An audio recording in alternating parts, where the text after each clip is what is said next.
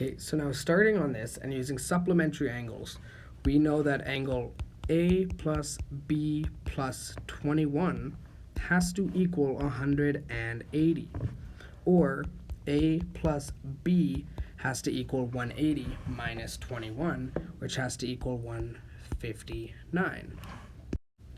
Using the same logic, we know that D plus E has to equal 159. And we also know that since this is a isosceles triangle, these two angles will be the same.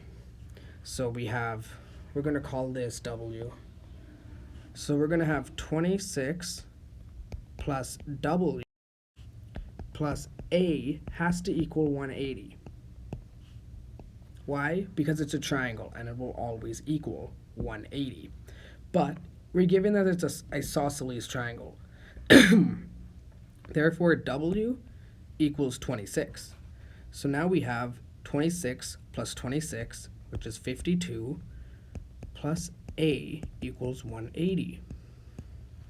Or we have 128 equals A.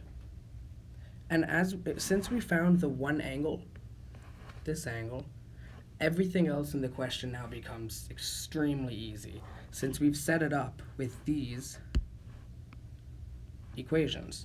We have A equaling that. So if we sub A in to A plus B equals 159, we get, right here, we get 128 plus B equals 159.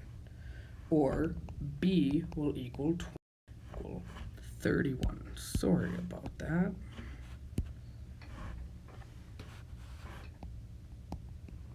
So now we can start to plug these numbers in where we have them. We have B equal 31 degrees. We have A equal 128 degrees.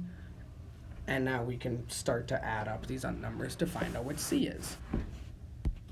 C is going to be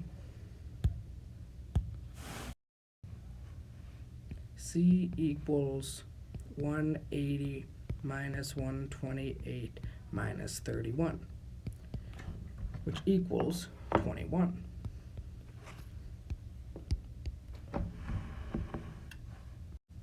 And we can continue to do this to find out that D will equal 128 and that E will equal 31. And as you can notice, they match with the pairs directly across from them.